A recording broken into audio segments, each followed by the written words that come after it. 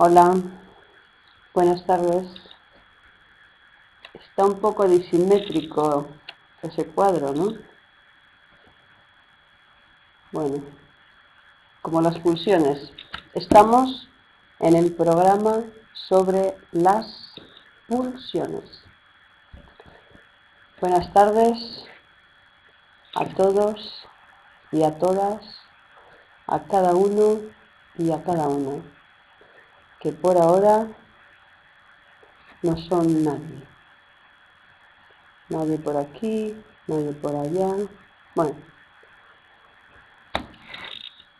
hoy, como siempre, no sabemos de qué vamos a hablar. Eso es lo que descubre el psicoanálisis, ¿no?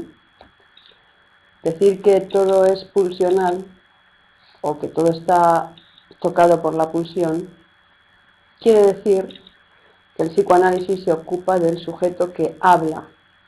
Hola, Ruiz. Y el sujeto que habla, siempre que comienza a hablar, es un comienzo. Y comienza partiendo de nada, o sea, inaugura un punto. Ahí va capitalizando todo lo anterior. Y ese punto va moviéndose, ¿no? Hacia adelante, en presente siempre, y construyendo cada vez un nuevo pasado. Incluso, cada vez que hablo, soy un nuevo sujeto. Hola, Fernando. Buenas tardes. ¿Por qué? Porque el aparato psíquico, dice Freud, que no hay que pensarlo como un hecho espacial, sino como un hecho temporal. Y además tiene la temporalidad del significante, porque es el sujeto que habla.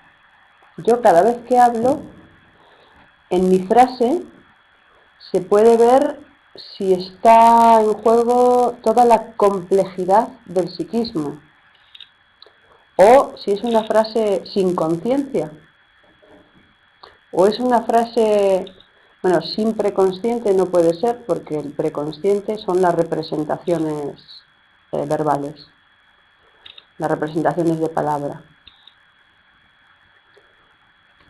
Es decir, algo o del preconsciente o del consciente tiene que estar. Pero puede ser una frase totalmente... nunca sabemos exactamente lo que decimos. Hola, Marta. Pero a veces tenemos una cierta idea. Otras creemos que hemos dicho una cosa totalmente diferente a la que realmente hemos dicho. Es decir, puede ser una frase sin inconsciente, totalmente racionalista no en el sentido de racional, sino totalmente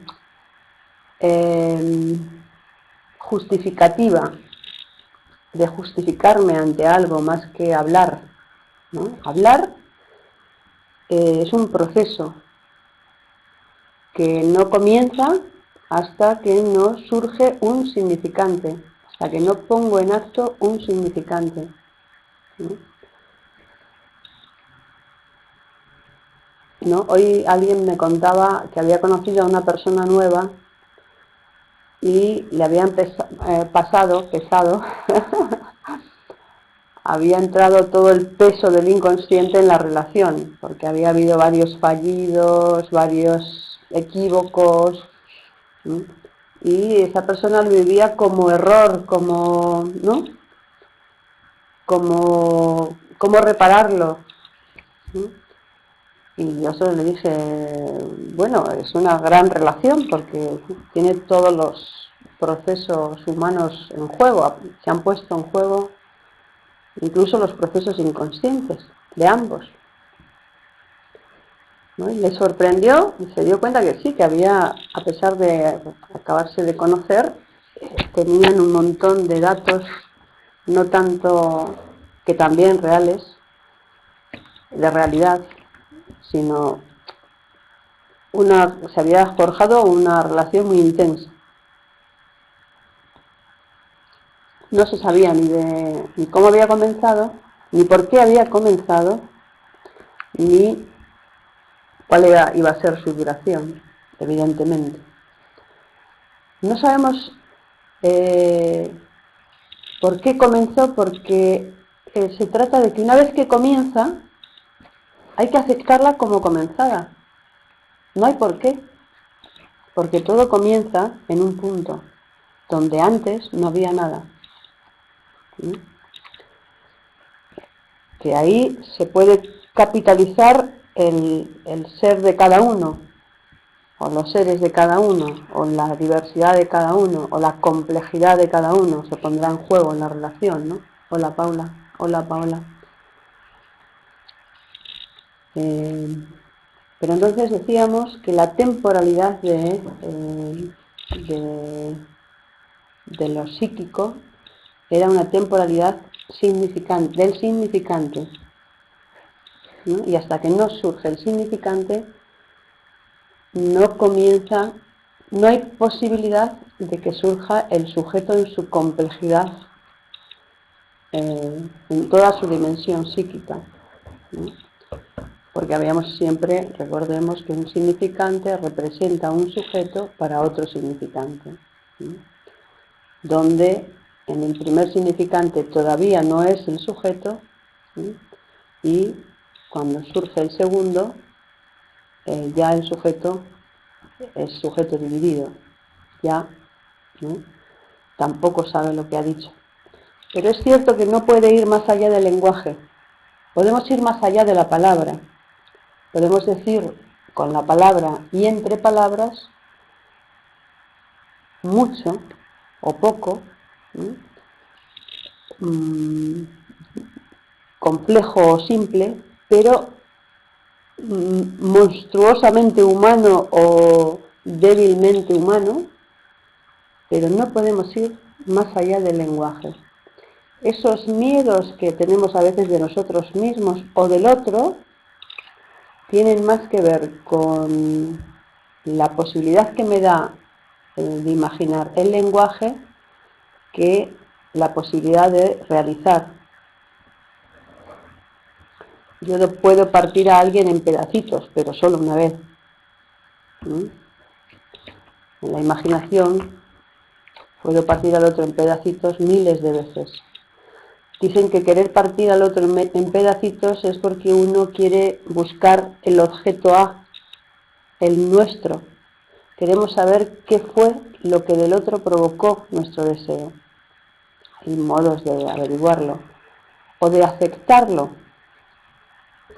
Fue porque al otro lo puse en el lugar de mi objeto A. No hay nada en el otro que provocara mi deseo, sino eso, mi propio objeto A, ¿sí? Que es lo que sostiene al otro. El otro lo miro fascinada o afectada, de desprecio, de aprecio, de amor, de odio, porque lo he colocado en el lugar de mi objeto A, en el lugar del objeto que causa mi deseo. ¿Y por qué ese y no otro? ¿O por qué otro y no ese? ¿No? Nunca es ese, ¿no? Es ese cuento de la fiesta de disfraces, donde él y ella se quitan los disfraces y cuando se lo quita él, ella dice, no eres él. Y cuando se lo quite ella, él dice, tú tampoco eres ella. ¿Sí? Es decir, que querer averiguar por qué dije esto y no otra cosa, por qué pasó esto y no otra cosa, por qué con este y no con otro, porque se produjo así. ¿Sí? Hoy esta misma persona que acaba de conocer a otra y hablaba de ello, decía que a otra persona le había dicho, se quejaba ante él, otra persona, de por qué he rechazado un trabajo. Y él le decía, bueno, no importa, ya vendrá otro. Pero ¿cómo me dices eso? ¿Mm? Claro, y él, digo, bueno, le decías algo que es muy psicoanalítico. ¿Mm? No podía haber ocurrido otra cosa que lo que ocurrió. Lo que nos ocurre es lo que no podía ocurrir de otra manera. Una vez ocurrido, ¿no?, puedo rectificarlo en la próxima frase, en el próximo acto. Pero lo que hice, no me puedo entretener pensando que lo podía haber hecho de otra manera, que lo podía haber dicho de otra manera. Dilo de otra manera, hazlo de otra manera. Pero cuando te quedas en podía haberlo hecho de otra manera o podía haberlo dicho de otra manera, no estoy dispuesto a hacerlo, a decirlo de otra manera.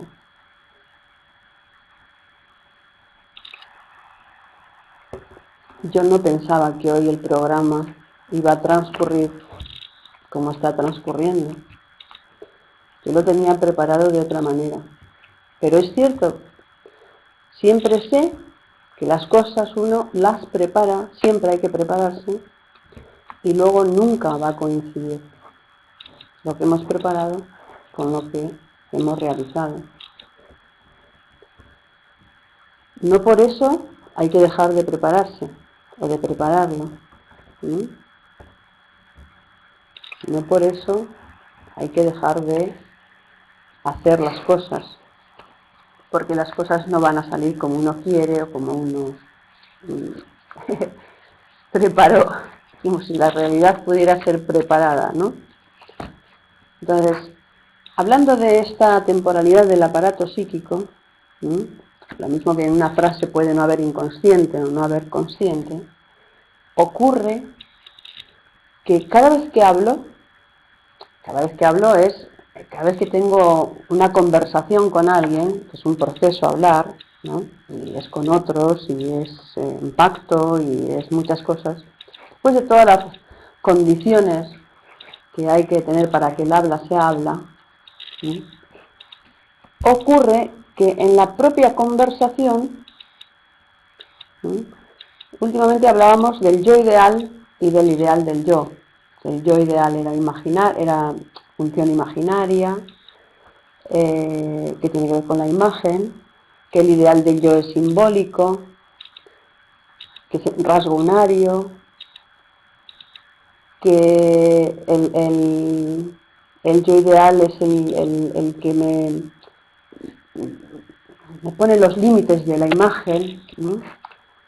Es la fuente de mi agresividad, es la fuente de mi creencia de que el otro semejante, que se parece mucho a mi imagen, a mi yo ideal, me quiera someter, piense yo que me quiere someter, cuando es el yo ideal el que me encasilla, me esquematiza en esa imagen, ¿no? Me impide dividirme, me impide hablar como sujeto. Es muy difícil pasar de ese yo del conocimiento a un yo que habla, ¿sí? Pero ese I pequeña de A pequeña, o yo ideal, se fija cada vez que se detiene el ideal del yo. O sea, el yo ideal y el ideal del yo, ¿no?, todo lo imaginario y todo lo real, siempre están los tres, lo real, lo imaginario y lo simbólico. La pulsión tiene una dimensión imaginaria, una dimensión simbólica y una dimensión real. Todo tiene esas tres dimensiones, pero lo simbólico siempre determina lo imaginario y lo real. O sea, va a depender de mi ideal del yo, de mi identificación al significante, va a depender qué yo ideal, qué imagen voy a tener de mí. Si voy a tener una imagen de mí que me quiere someter, que me rechaza, que me ama, que me impele a ser violento, ¿no? Todo eso que le atribuyo al otro que me provoca, en realidad es mi relación con mi yo ideal. Pero todo va a depender de mi ideal del yo. ¿Qué quiere decir esto? En ejemplo de una realidad posible. Pues quiere decir que si yo estoy en una cadena significante, donde por ejemplo estoy interesada en un acto que no me está permitido, que es un poco delictivo, por ejemplo. Pero yo no me someto a ello, pero no quedo implicada, ¿no? Esa es mi situación significante. Me he identificado al significante delincuente, por ejemplo, pongamos. ¿Sí? Tengo un ideal del yo, ¿no? El ideal del yo se ha fijado ahí, me ha provocado, ha fijado un yo ideal, ¿no? Tal que ahora me interpela, ¿no? Me parece que es el delincuente que me quiere hacer a mí lo que yo pretendía hacer. ¿Sí? Y empiezo a sentirme perseguida de que me quieren descubrir algo cuando yo era la que quería descubrir algo no permitido. No sé si se entiende o es un mal ejemplo. No importa el ejemplo, se tienen que quedar en ese juego entre el yo ideal y el ideal del yo, ¿no? Cuando se detiene uno, se detiene el otro. ¿Y qué es detenerse? Fijarse en un significante, quedarse fijado, identificado, situado en un significante determinado. Es decir, que mi relación con el yo ideal, con mi propia imagen, con el semejante, también, va a quedar signada por el ideal del yo,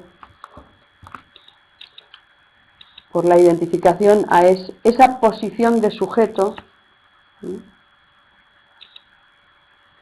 Inconsciente para mí. Yo no voy a saber de esa situación. Yo vivo como si fuera realidad, ¿sí? Ese sometimiento o esa pasión, cualquiera de las pasiones, ¿sí? Del yo, se juega ahí. ¿Sí? Pero bueno, eso para decir que no tenemos que pensarlo como fijo, como ortopédico el aparato psíquico, sino que ese yo ideal puede variar según a qué insignificante he quedado, ha surgido mi ideal del yo, ¿no? Que están en relación. Que en mi frase, donde no había conciencia, por ejemplo, en una frase, puedo cometer un fallido y no percibirlo en absoluto. Y puede que la otra persona no me lo indique, incluso no se ha dado cuenta. ¿Sí?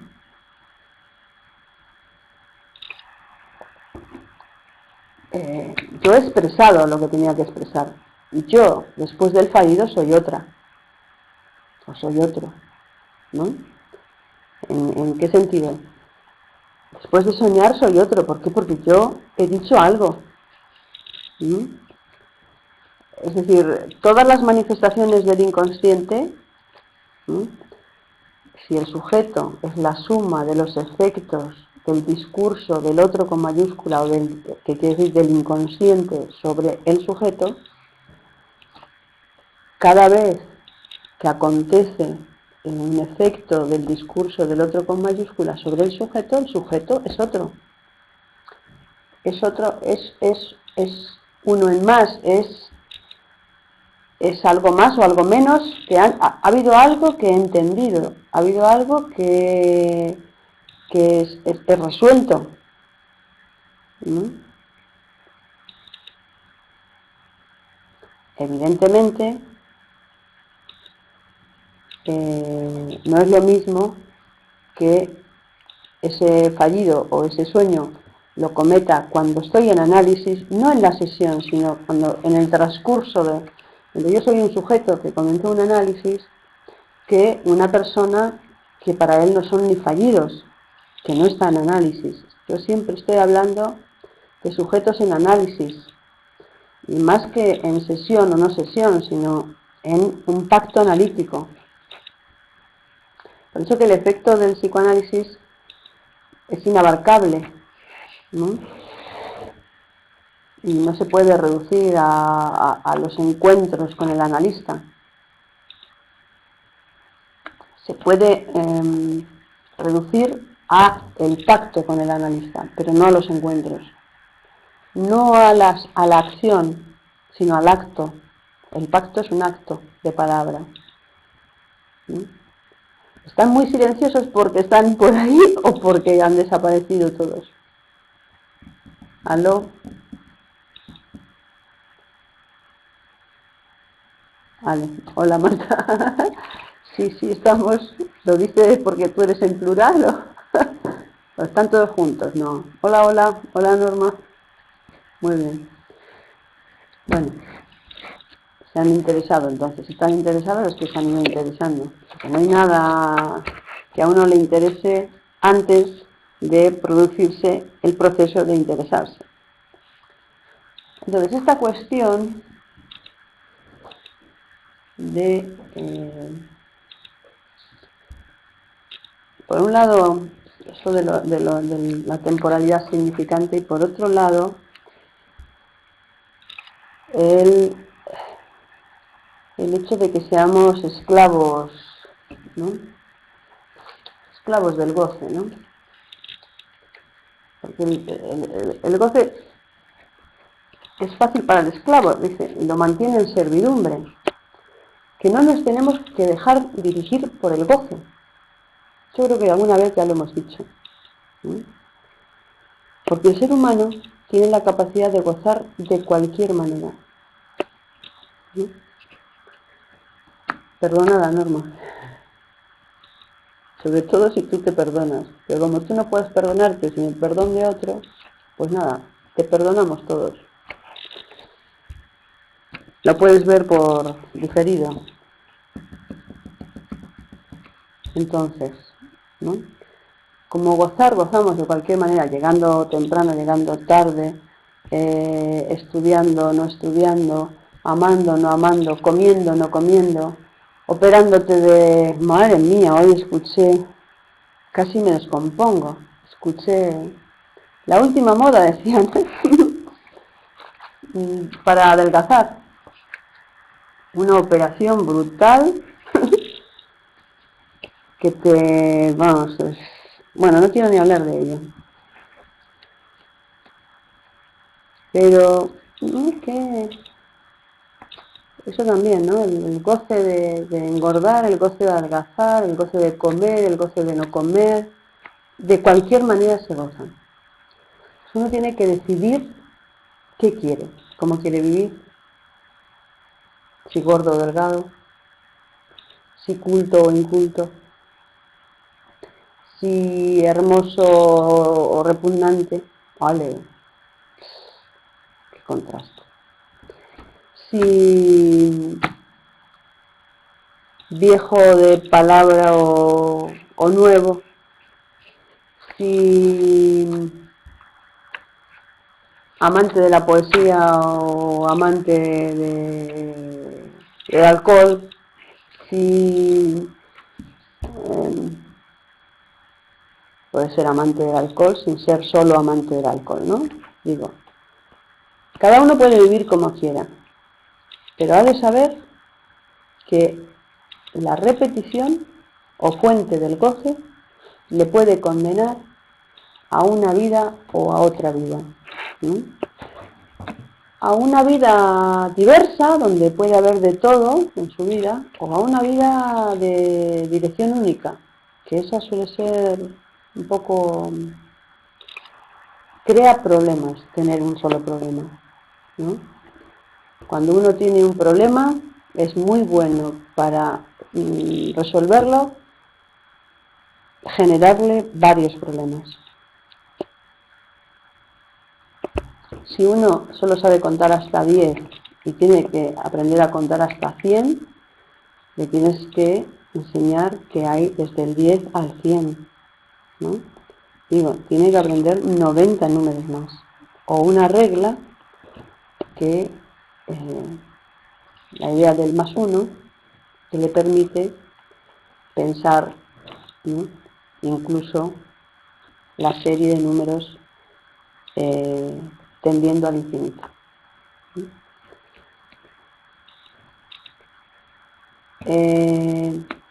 O sea, se le generan, cuanto más sabe, más problemático, más problemas y más fácil de resolver los problemas. A veces el trabajo, uno dice, no voy a hacer, solo quiero pensar en mi trabajo, en mi único trabajo, el que me da el remunerado. Pues a veces, para que el remunerado sea un trabajo, tienes que hacer un montón de trabajos no remunerados. Claro, lo único, las relaciones únicas siempre conllevan unas limitaciones de la vida, del propio sujeto, ¿no?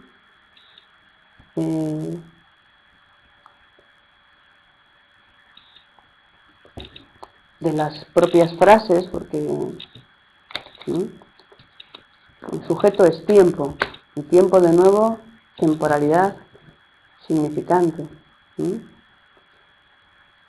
Como dice Menasa,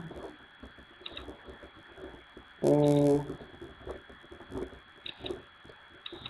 estoy refiriendo a una frase donde dice, es tiempo, es lenguaje, es tiempo, es una escritura.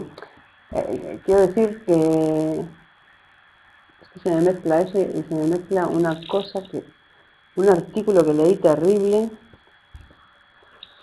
o una frase donde, bueno, no quiero, 2 veces me he arrepentido de algo que he iniciado, ¿no? No, digo porque queda muy poquito tiempo, estoy en un programa sobre las pulsiones y me desvío hacia unos temas que probablemente tengan que ver con el tema, pero tendría que dar datos que no puedo dar. En realidad, hasta podría generar un discurso, porque no hay discurso, no hay pensamiento que no esté censurado. Tanto Freud dice, ¿no?, cuando trabaja los sueños, dice, lo primero dice, deformación onírica. La censura inconsciente, la censura entre el sistema inconsciente y el sistema preconsciente siempre funcionan, ¿no? Incluso cuando dormimos, incluso en los sueños. Por eso el sujeto no puede alegar, ¿no?, inconsciencia en el sentido de no supe lo que hacía, porque siempre sabes lo que haces. ¿En qué sentido? No es que sabes lo que haces cuando lo estás haciendo, ¿no? Una persona hipnotizada no obedece las órdenes que se le dan y que van en contra de su moral o de sus principios, ¿no? Una persona borracha tampoco comete actos que no están. Hombre, si alguien se tira a la carretera cuando pasas con tu coche y estás borracho, evidentemente el otro se tiró, pero igual tu borrachera hizo que no pudieras esquivarlo, que de otra manera igual lo habrías esquivado o no. Pero digo que no puedes alegar que ibas borracho o que estabas dormido. La censura, el ser humano, dice Freud, me acusan de haber pensado un ser humano inmoral, cuando es todo lo contrario. Digo que incluso es demasiado moral, y a veces le crea problemas. Porque ser hipermoral no es, ¿no?, más de lo mismo, o ser demasiado bueno o demasiado algo no es ser mejor, sino que suele ser contraproducente. Se suele decir, una frase te saca de la angustia, 2 te devuelve a ella. Hay pulsión desviada. Pulsión desviada. Si uno puede desviar su pulsión, es que la pulsión también se construye, ¿no? Puede haber la pulsión es desvío, ¿no? Puede haber, si me dices la pregunta con más palabras, porque desviada de qué, desviada de la fuente, desviada, por eso ya hablamos, puede haber desplazamiento de la fuente, ¿no? Las zonas histéricas, una parálisis histérica, ¿no? Puede ser, son zonas histerógenas, o sea, la fuente se ha desplazado, ¿no? De la fuente que es la boca o los ojos o la zona anal, ¿no? O la voz, digo la voz, la oreja, puede, puede desplazarse, pero ya es una problemática. Pero bueno, el próximo día hablamos de esto. Si me haces una pregunta que me indique algo un poco más hacia dónde va la vía de ese desvío, ¿sí? Pero en 3 ensayos vemos, ¿no? Desviado de su fin, desviado de su fuente, desviado del objeto. Cuando habla de las aberraciones sexuales, que trae a todos los textos de los que han trabajado las perversiones como en su forma imaginaria, Freud habla de su estructura. Dice, no, son desvíos de cada uno de los elementos de la pulsión, ¿no? Desvíos respecto al objeto, desvíos respecto a la fuente, desvíos respecto al fin, desvíos, ¿no? Entonces vamos a trabajar el próximo día esa cuestión, si les parece. Continuamos la próxima. Chao. Gracias a todos por estar. Hasta la próxima. Buenas noches. Adiós. Gracias a vosotros. Corto. Adiós a todos, a todas, a cada uno y a cada una. Un fuerte abrazo.